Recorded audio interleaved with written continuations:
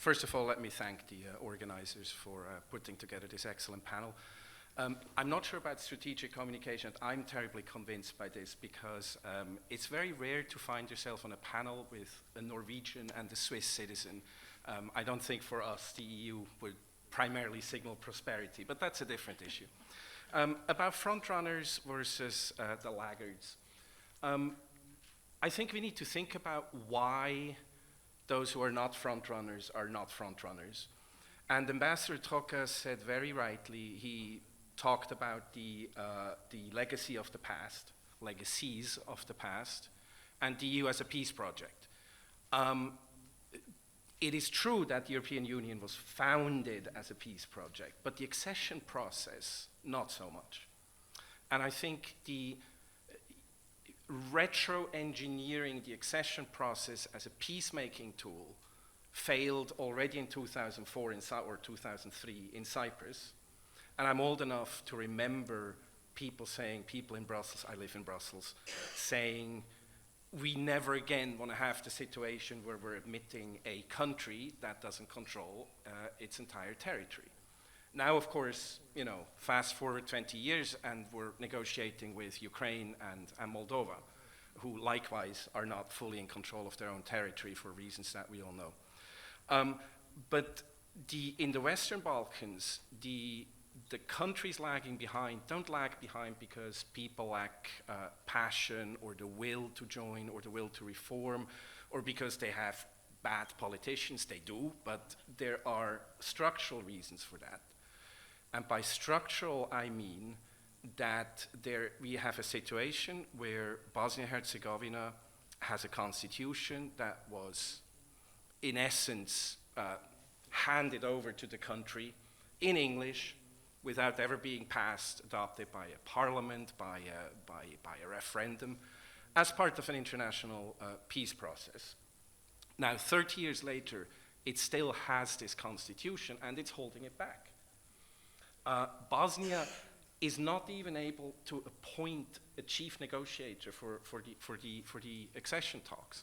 We're now talking about having a rotating negotiatorship, so that each of the constituent peoples will have a say, which is absurd, obviously, for many, many reasons.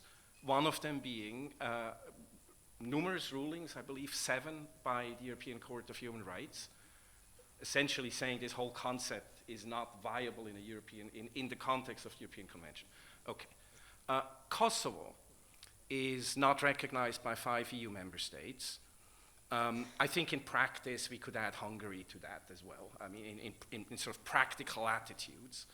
Some of these non-recognizers are quite constructive. Greece has perfectly amicable, fairly cordial relations with Kosovo, government to government, business to business. But the fact of non-recognition remains, and that's a hard fact. I spent much of this year working with the government of Cyprus on unrelated issues, and for Cyprus it's very clear. I mean, their non-recognition has nothing to do with sympathies for Serbia, even though those exist too. It has to do with the situation in Cyprus, with the fact of occupation and division and so on. So unless there is a settlement to the Cyprus conflict, and I would not bet my money on it because I've seen 3 attempts get very, very, very close and then fail at the last minute, fall apart. Unless there is a settlement to the Cyprus issue, I have a very hard time seeing Cyprus and as a consequence Greece recognize Kosovo. Again, nothing to do with sympathies for Belgrade, as real as they are. So what does that mean? It would mean, I think, first of all, that the European Commission would have to be creative in finding a way to say, and they have excellent lawyers, to say, okay, we have 5 non-recognizers, but that shouldn't prevent us from starting the process. If not formal negotiations, then at least, all the stuff that comes before that. A little bit like what's happening in Ukraine, with Ukraine right now. There is a lot of stuff you can do before you start the formal process of accession negotiations. But of course, that only gets you so far.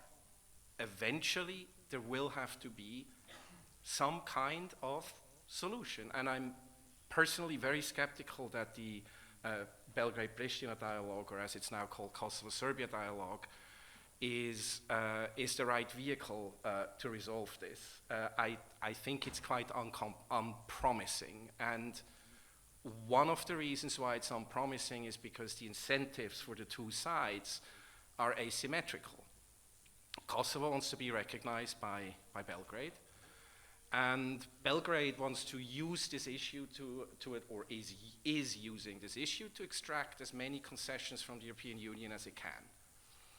And at the same time, and I think I'll stop there, we're also in a situation where President Vučić has been quite skillful, even though very transparent, in doing that by doing all these some bilateral deals, the Rafale fighter jets with France, the lithium deal with Germany, supported by the European Commission. And until recently, I don't know whether it's actually stopped, but until recently, ammunition deliveries via third players, Turkey, to Ukraine. With this, he's bought himself maneuvering space. He's been able to de facto be unconstructive in the dialogue while appearing to be constructive.